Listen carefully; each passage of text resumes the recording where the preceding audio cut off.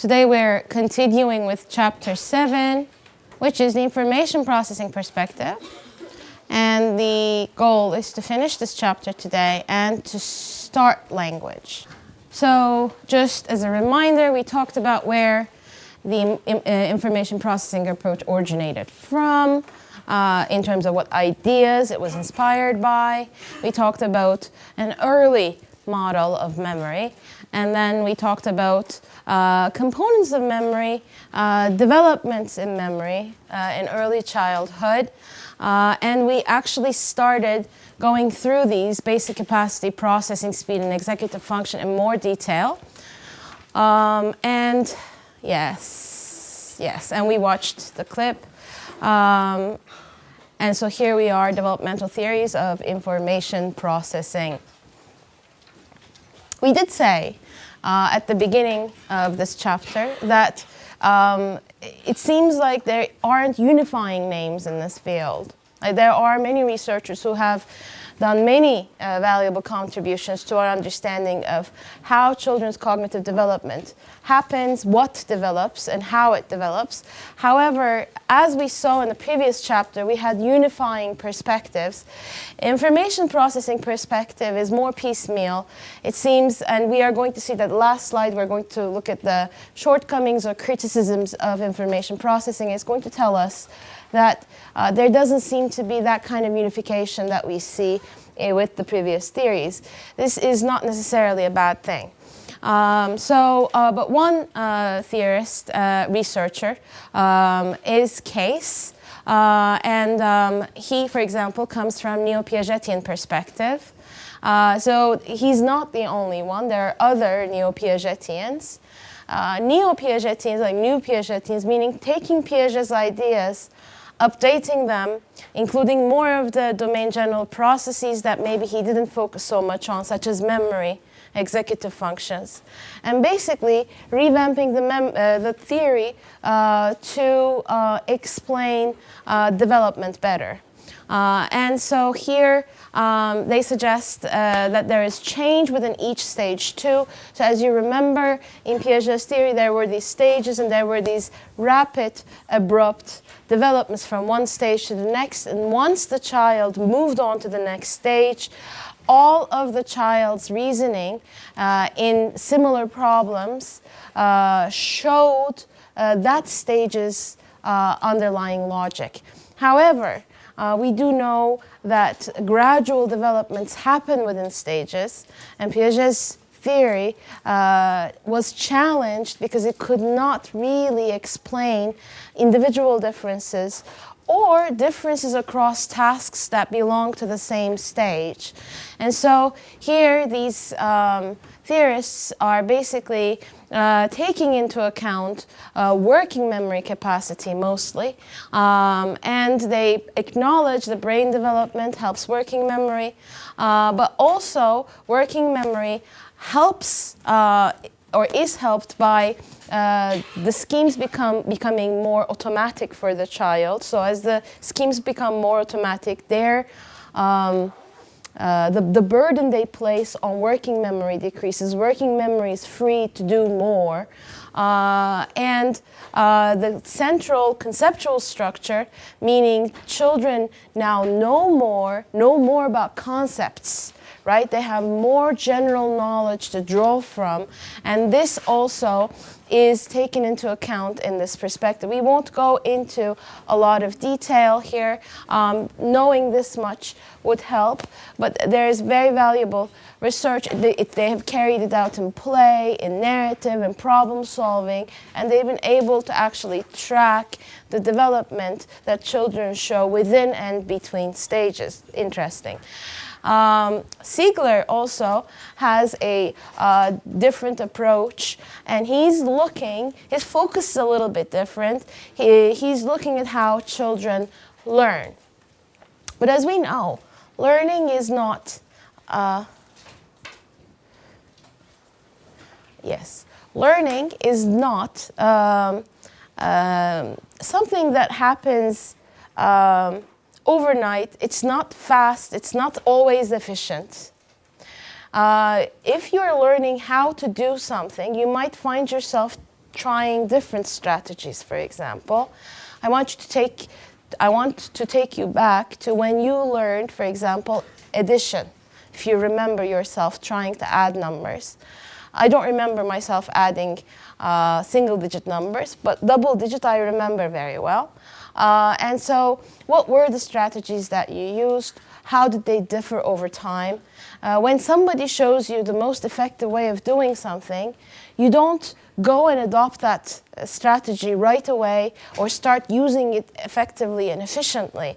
And so Siegler recognized that learning is also gradual. Learning is not a spur-of-the-moment fast thing, but how do children learn? And so he uses this is not an evolutionary perspective, he uses an evolutionary metaphor, meaning just like in evolution we think that the best features that help survival and reproduction will be selected for such that organisms are adaptive. He basically is looking at strategy choice. So which strategies survive, he's thinking about.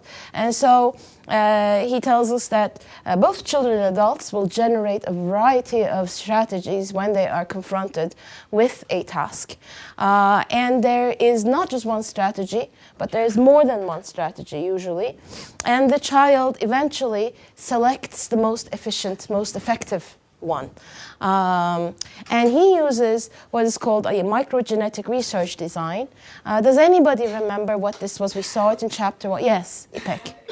And yes, so it is basically testing a person, a child, a participant, multiple repeated times in a short span of time to see those micro changes that are happening so that we can really track the change with children, the development of certain abilities. And so a very classic graph from Siegler here. This is from your book. So it shows when facing a problem or task, children try a variety of strategies. Each of these lines is a different strategy. And the yellow line here is the best strategy, meaning it's foolproof, it always gives the accurate answer, and it's the fastest strategy, right? That when you're looking at a strategy, that's what you're looking at. You want it to be accurate 100% or most of the time. And you want it to be fast, if possible, right? So this yellow one is that. But you see that children actually start with many different strategies. But what is interesting also here, what I want to emphasize, is that, say, once a more, say this pink one or this green one is a better strategy. Once the green one appears, the others don't disappear. There's still, children are using a variety of strategies still.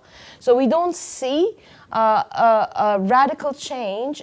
What happens is that children start using the other strategy more and more and more. And so as you can see, yellow is here, but when children actually figure out the strategy or are told the strategy, they don't adopt it as the most frequently used strategy that they employ. It takes time.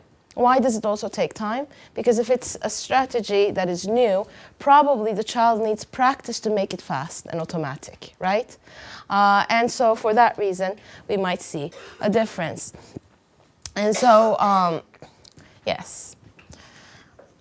He also has emphasized speech and gesture mismatches. So as you know, or we are going to talk about a little bit more, but gestures are part of our communicative system. Even as adults, we use our hands when talking, right? I don't know if we use our hands more than other cultures, but we definitely use our hands. I think 2 years ago, Tilbe Hoca from Koç University came and gave a talk, and she was looking at gestures as well, but she was looking at patients who had brain trauma. In any case, she, for example, told us that there is this stereotype that, for example, Italians use their hands a lot. And when actually looked at how much different cultures people use their hands, she told us that it's actually pretty similar. It is just that some cultures do bigger gestures, whereas others do smaller gestures. I don't know whether our gestures are big or small, but I definitely know that we use a lot of gestures. Now, gestures, and there is research that tells that if actually you take a random person, a participant, tie their hands or make them unable to move their hands and have them tell something, describe something, explain something, their explanations are poorer when you hold their hands versus when they're free to use their hands, even though their hands aren't actually telling anything meaningful. Right? Just my hands aren't really telling anything meaningful. And so it seems like we never really stop using gestures as a scaffold for ourselves. So why are we looking at children's gestures? So here the idea is that children sometimes might give you the wrong answer when asked. Their language might reflect a misunderstanding or no understanding. However, when you look at their gestures, you might see that they're actually in the right path, right? So their gestures say one thing, but their mouth says something different. It has been shown also that if you spot those, if teachers spot those differences, those children are more likely to benefit straight away from training. So they're better able to grasp the subject with little training as compared to children who they don't seem to understand a concept, a strategy, both by gesture and also linguistically. So it's also looking at, for example, how do we learn, what's the role of language, what's the role of gesture in our performance. Development of attention is the next one that we're going to look at, and we're going to think about sustained, selective, and adaptable attention. Now, sustained attention is when you maintain your attention for a longer period of time. You sustain. Sustain is maintain, basically. So in Turkish would be muhafaza etmek, right? So this increases sharply between 2 to 3.5 years of age. It has a lot to do with brain growth. It is not independent of brain growth at all. The development of the prefrontal cortex plays an important part, but also children practice sustained attention in play, for example. Play that is a good area to practice this for 2-year-old children, for 3-year-old children, because it is intrinsically fun. It is self-initiated, and so children learn first how to sustain their attention in tasks that are both easy and enjoyable for them, and for that reason play emerges as one of the best areas or contexts in which children can practice and learn. Adult scaffolding also plays a huge part. Adult scaffolding meaning parents, teachers, grandparents, attention to children's sustained attention, right? And so executive function, I'm going to say the same thing with executive function. There are huge gains in both attention and monitoring of attention, which is executive function, over preschool years. A lot has to do with biological growth, brain development, but a lot also has to do with the environment. There's a lot of evidence for this, empirical evidence for it too. And so how could parents scaffold their children's sustained attention, do you think? Başkası yok mu? Yeah, I like İpek, and she seems to make me happy every time she speaks, but I'm wondering if there's anybody else who would like to contribute.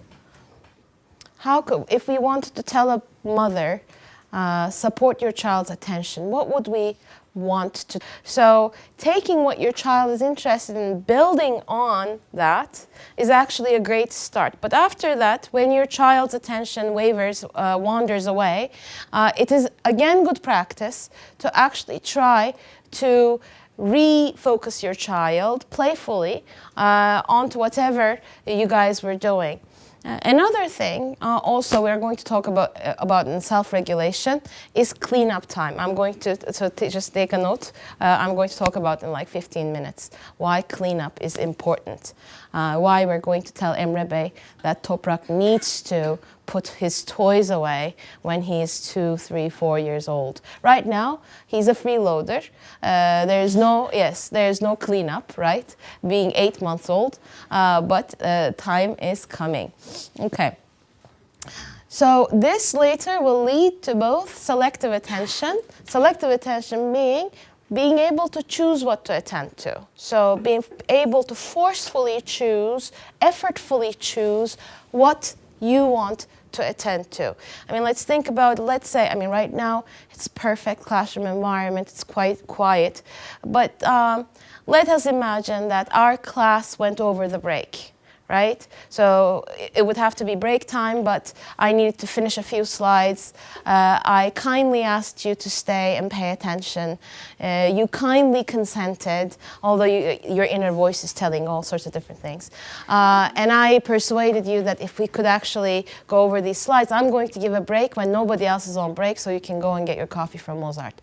And so if this were the case, there would be a lot of noise in the hallways, and you would make yourself select hopefully, my voice over the noise outside to actually learn information. So that would be a good example of selective attention. If things shifted for some reason, you would be able to adaptable attention gains. So I might be showing you slides and I might be talking at certain points. I may expect that you attend to me, at others you attend to the slide. I am sure as you are watching me, all of you are going back and forth between the slide and myself. When I turn on a new slide, you are more likely to look at the slide than me, but once you have scanned and understood what's on the slide, you stop looking at it and start looking at me.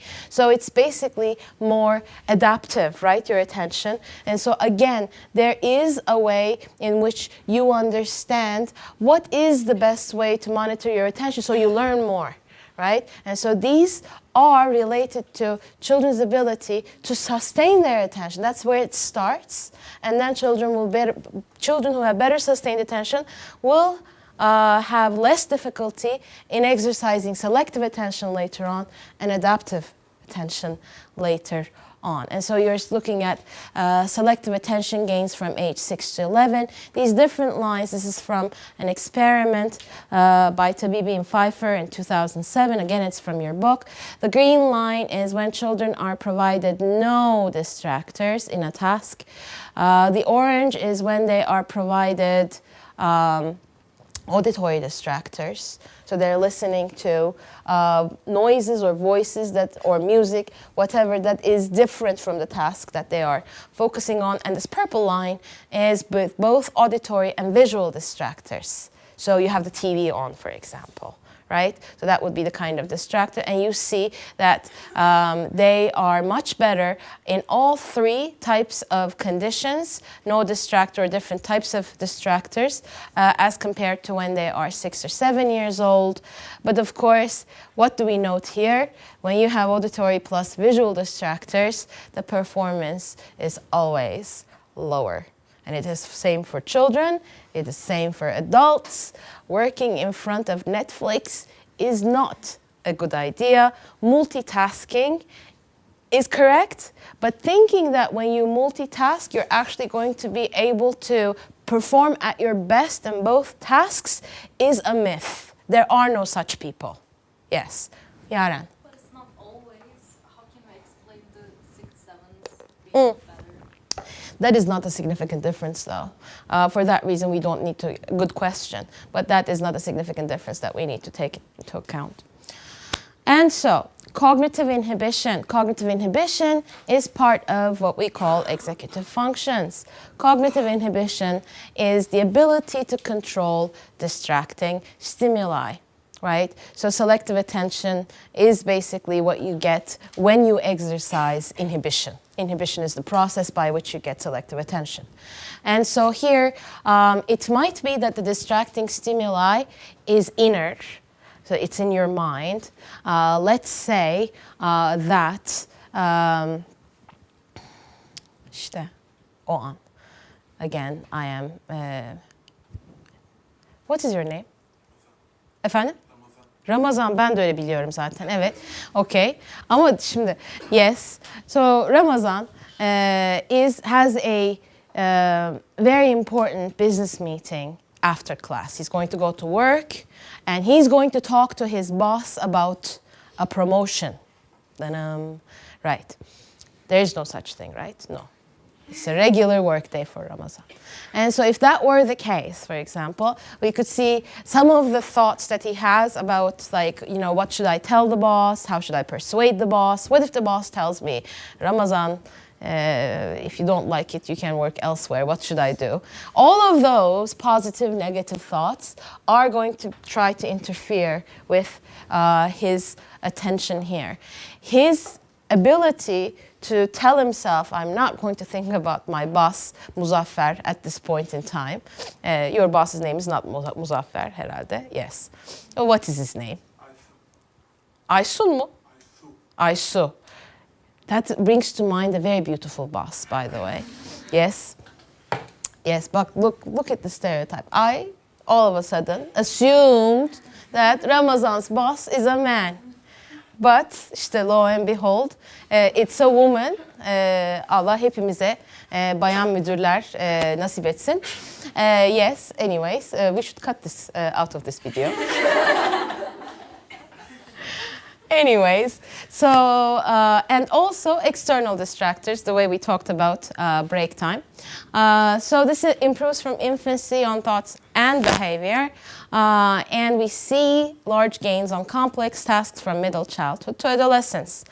Interestingly enough, high-quality preschool education enhances inhibition. Artık çalışmıyor. Evet. Niye çalışmıyor acaba? Okay. And so here you see, so there's two tasks that they have done. One is tapping, the other is day-night. This is from Diamond 2004. And so they've given it to children 3 to 7 years of age. And here you find, you know, 3-year-olds, 4-year-olds, 5-year-olds, 6-year-olds, 7-year-olds. And so what is interesting, so what are these tasks? The tapping task is a very simple task. And the instruction goes like, if I tap once, you tap twice. Let's do it. Şimdi bir daha. Which one? İmge, simge. Simge demek istiyorum. İmge. İmge, okay, let's do it. So if I tap once, you tap twice, go ahead and tap. And if I tap twice, you tap once. Ha? Ben 2 kere yapınca sen bir kere.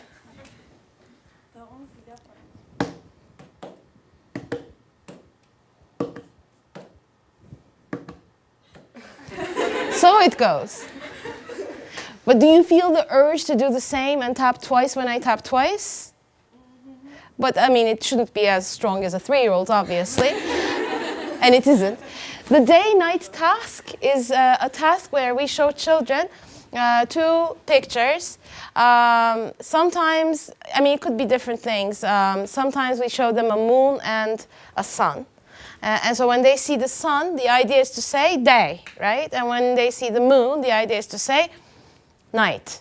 But we say we're going to play a special game. Whenever I show you this card, say it's the sun, we're going to say night. And whenever you see this card, which is the moon, you're going to say day.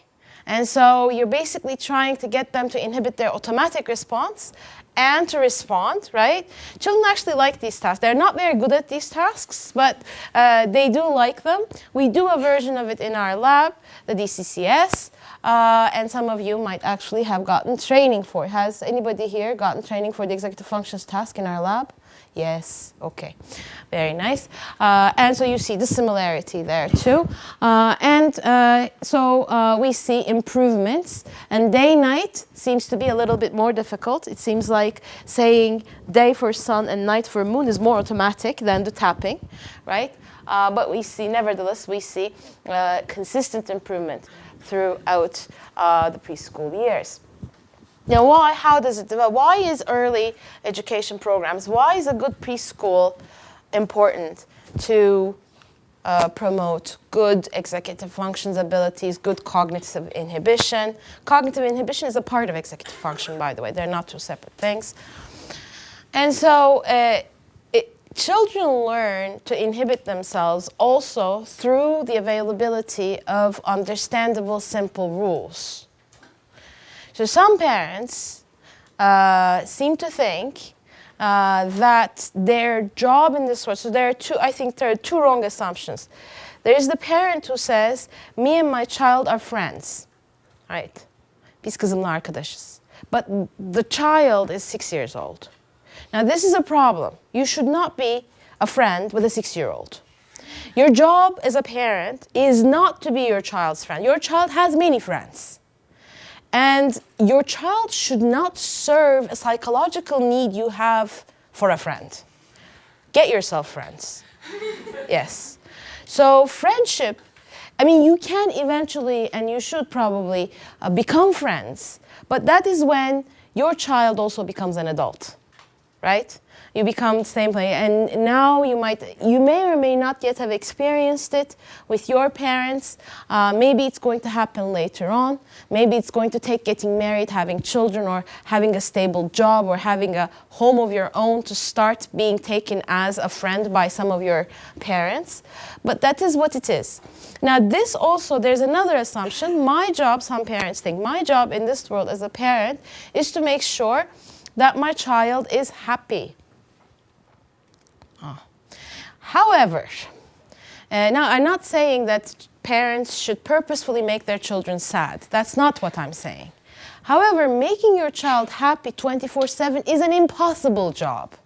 It is impossible. For one thing, it is going to make the parent feel like they're failing all the time. Because it's impossible. Because your child will be sad at things that you can't control at one point in time, right? But another thing is that your child will never learn how to deal with sadness. And it's a part of life. I mean, think back yourself the past week. Has there been anything that happened that you didn't like? If you could go back and change it, it could be a midterm result. It could be the boy you really liked started dating somebody else.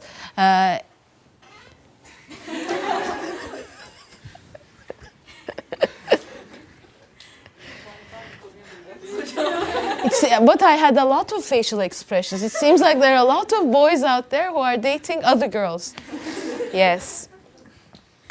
You know, you had a minor accident with your car broke down, something. I mean, sadness is a part of life. If it weren't there, happiness would not exist, correct? If we were happy all the time, it's a drug-infused state, if you think about it. And so, in any case, parents who don't set rules, parents who let their children set the rules for everything, for big things. When I, for example, once met parents who had their child choose the fish they were going to eat every Friday. So every Friday, they pick the child up from preschool. This is Turkey, Istanbul. They picked the child up from preschool, and together they went to Balık Pazarı, to the fish market. And the child selected what kind of fish and which fish they were going to buy. Now I'm thinking, now I am this age, I don't have a good understanding of fish. This kid, this 5-year-old girl doesn't either. But the thing is, it has become such that she chooses. So the mother who cooks it has no input. The father who buys it has no input. It's the child making the choice. Also, the child, for example, says, you have to come and pick me up at 5:15. I'm not kidding you. So she has a watch, a pink watch. And she says, you come pick me up at 5:15. And I once ran into the father when the father was late. Apparently he was holed up at work. He was late by 10 minutes. And he is like, oh my God, kıyamet kopacak. It is going to be difficult. You know, let me, and he, in front of my own very eyes, basically readjusted his watch so that it showed 10 minutes earlier, so he could tell this 5-year-old, my watch was broken, that's why I'm late. And I thought that this is a recipe for disaster. Now, this was years ago. I want to go back and think how many years. Oh my God, this kid should be 19 now. And one day might be my student, Amanan. And so, yes.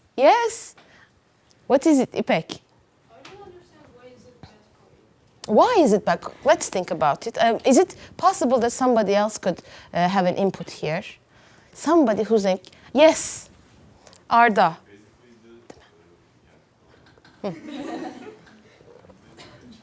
learns that he or She. lesson she learns from here is that she can do anything she wants. The world is all ready for this little princess and ready to satisfy her needs. And this will probably, this behavior pattern will probably see when she's 19, so this will be a problem.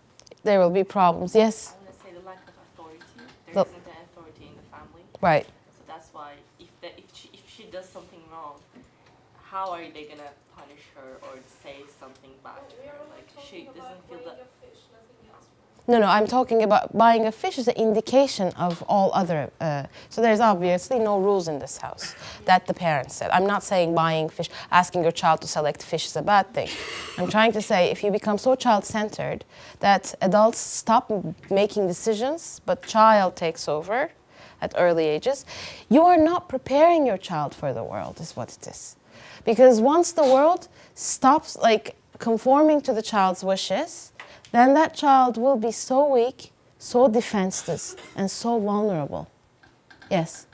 I was going to say the exact same thing. Keşke ben sussaydım da sen söyleseydin. But how can we develop trust with our children? Like, for example, my parents don't respect any of my choices.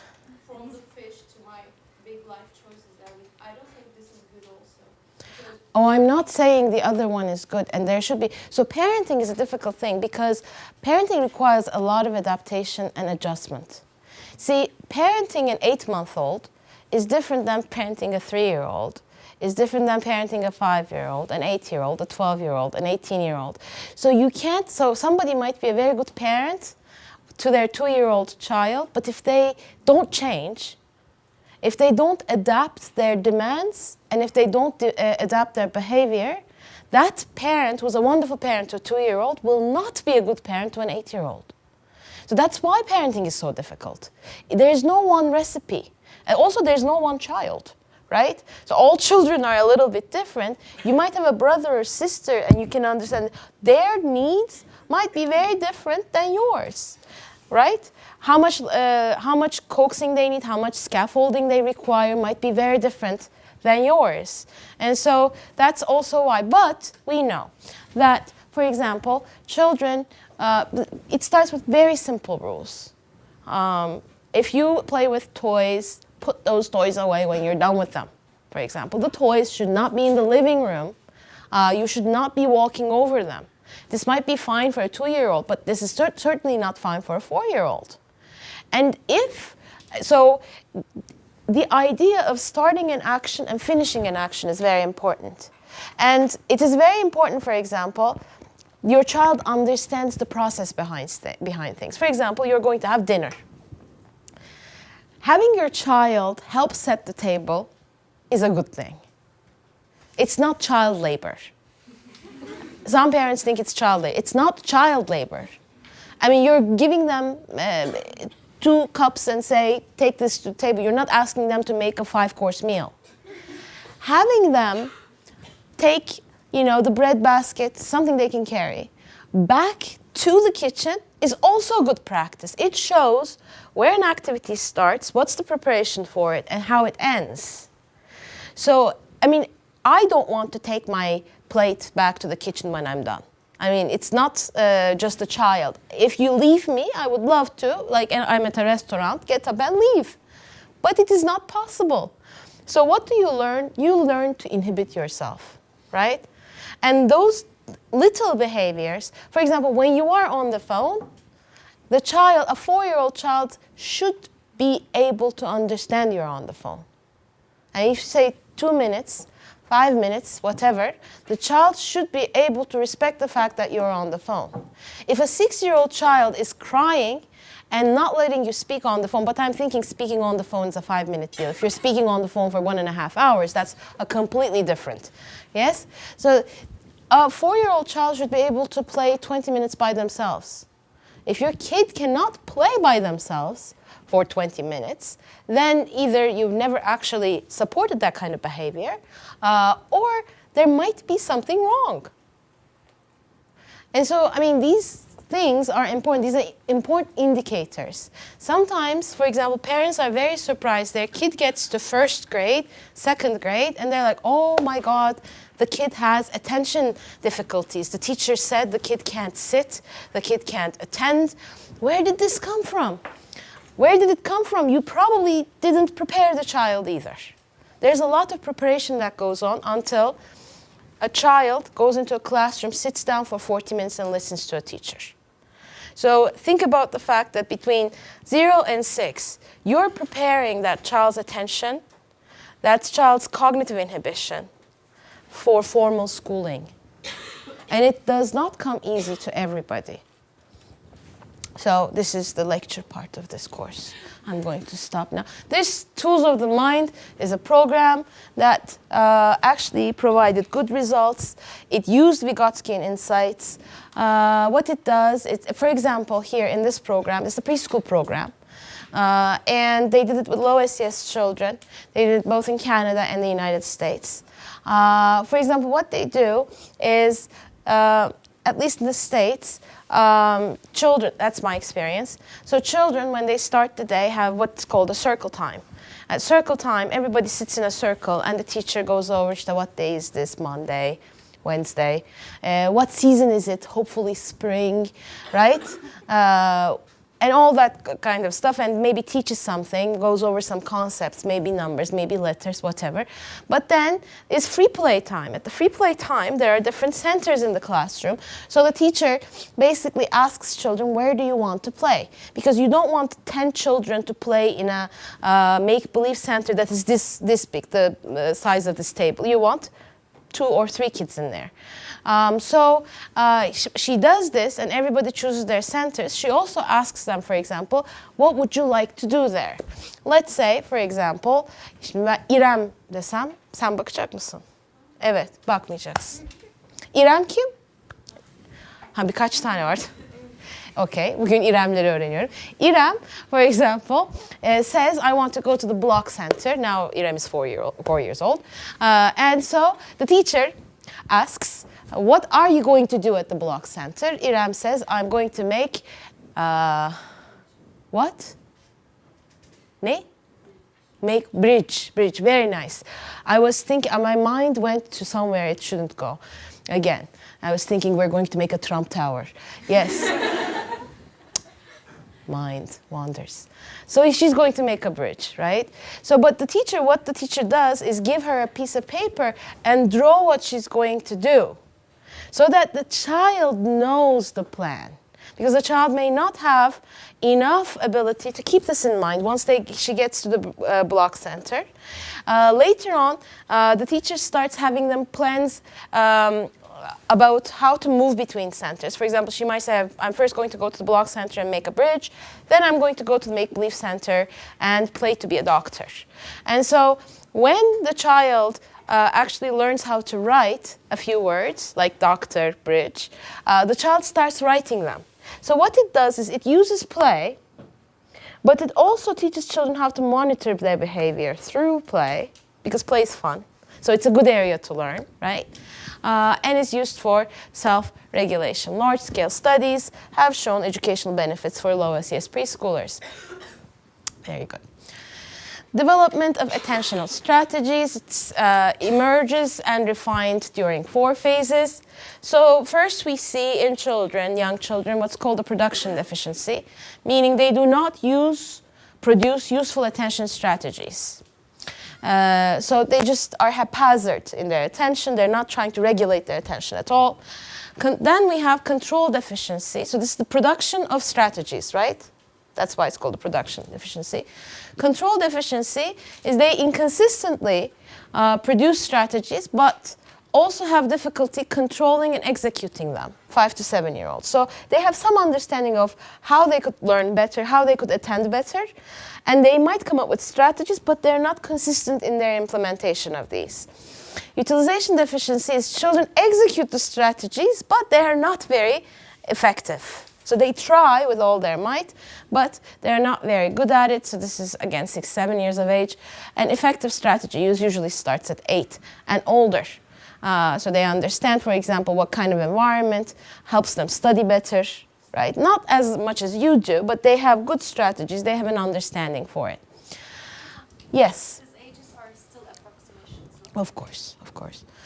And I mean, whenever you see ages, it means that there was a study or a few studies done that showed these ages consistently. But that doesn't mean that you and I both know that majority of developmental research that we discuss in this class is coming from North America, which means that there could be cultural differences, and also there always can be individual differences. Yes. Kim hocam? Yes. What is the difference between sustained attention and the first two phases of attention strategies? So this is sustained attention is your ability to sustain your attention, correct?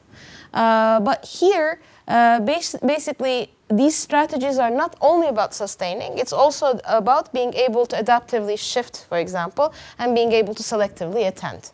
Sustained attention provides the base, right? But from there on, you need strategies both to selectively attend, which results in sustained attention if there are distractors, or to be able to adaptively shift so that you learn better.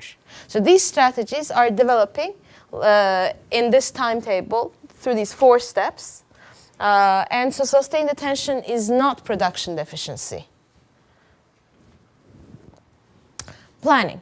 Planning begins in infancy. You might wonder how it is so, but if you think about a child who actually, remember we talked about problem solving where there are a set of toys that the child wants to reach, but it's too far away, and the child, the keys are on a blanket, the child pulls the blanket to get the keys. Those are very simple planning, right? Very simple planning. But it also improves with age. Preschoolers sometimes can follow simple plans, and school-age children are better planners than preschoolers. There's a lot of, there's a role of teaching tools and practice to help children learn to plan. It does rely on working memory. Every time parents say, we'll first do this and then that. Önce bunu bitirelim, sonra onu yapacağız. You're actually teaching yourself both inhibition, but also planning, right? Both activities might be fun. You may not need to inhibit. But you might say, işte, first we're going to go to your grandmother's house, and then we're going to go to the movies. Now the child is understanding a plan for the day. So talking to children about what is happening, what is to come, actually helps them. In language section, we're also going to see that the 2-year-old doesn't really situate himself or herself in time. They have very little understanding of what is past and what is future. They can think about the past without knowing that they are, explicitly. But marking the past as yesterday, last week, and understanding that that time was a certain period of time before or after this current period starts around 3 years of age. And so parents need to provide this kind of scaffolding to actually help with planning too. Yes. Steps in planning, imagining future possibilities, postponing action to weigh alternatives, so you don't do the first thing that comes to your mind. Organizing task materials, remembering steps of plan, monitoring how well the plan works, and revising if necessary, are not just for children. We do the same things when we plan, but they need opportunities and scaffolding in all of these steps. A study that looks at children's planning, a very nice simple study, actually looked at, for example, whether, so this is the story, this kid has, for example, a camera and wants to take the picture of the kangaroo. Which box, there's a box by the elephant, there's a box by the tiger. which box should we put the camera in so that she should be able to take the picture of the kangaroo? She can't backtrack. She can only walk forward.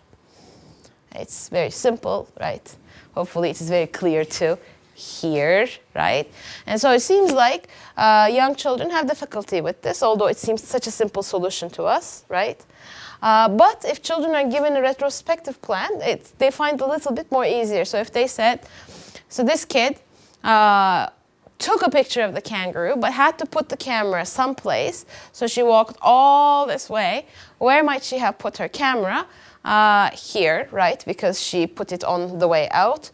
This is a little bit easier for the children to understand than actually where should she put it so that she can take it. So the planning part is a little bit more difficult than retrospection about something that was done.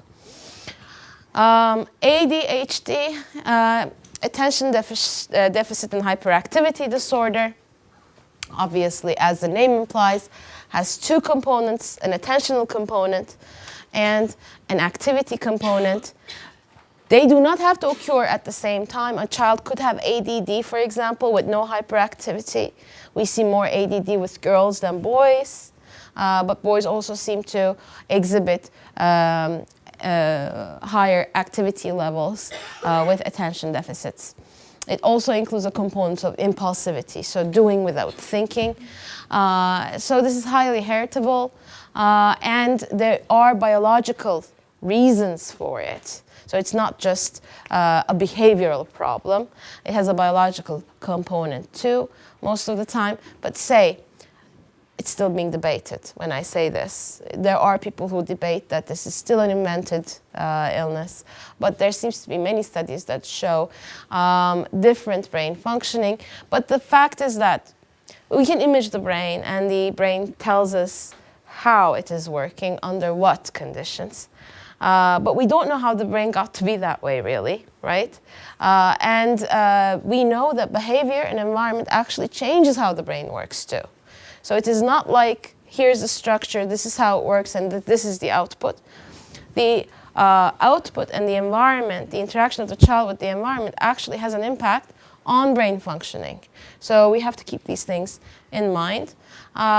Treatment of it, stimulant medication, environmental factors also play a role.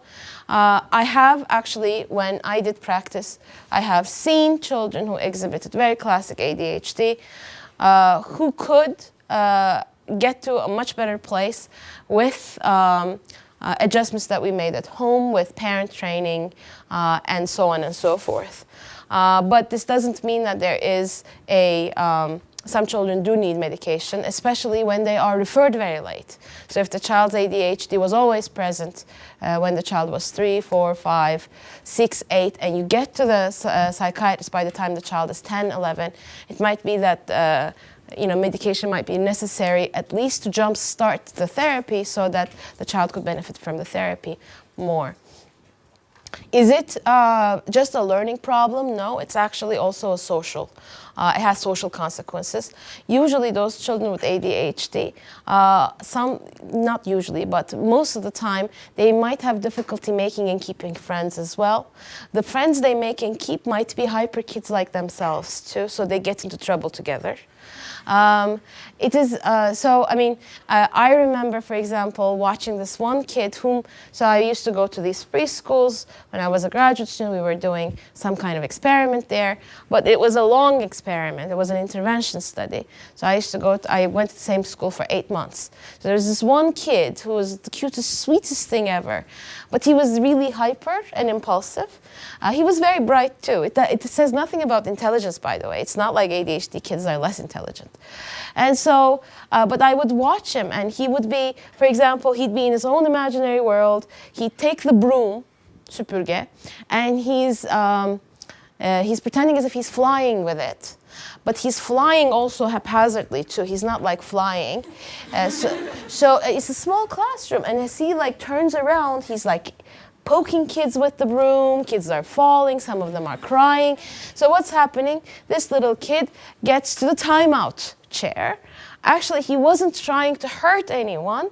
It was just that he got so excited about the idea of flying on a broom that he forgot there were people around, right? So he wasn't attending to the fact that there were people. And so these kids then, the more others are hurt by them accidentally, the young kids, especially 3-year-olds, aren't very good at understanding good intentions versus good intentioned accidents versus malicious intent.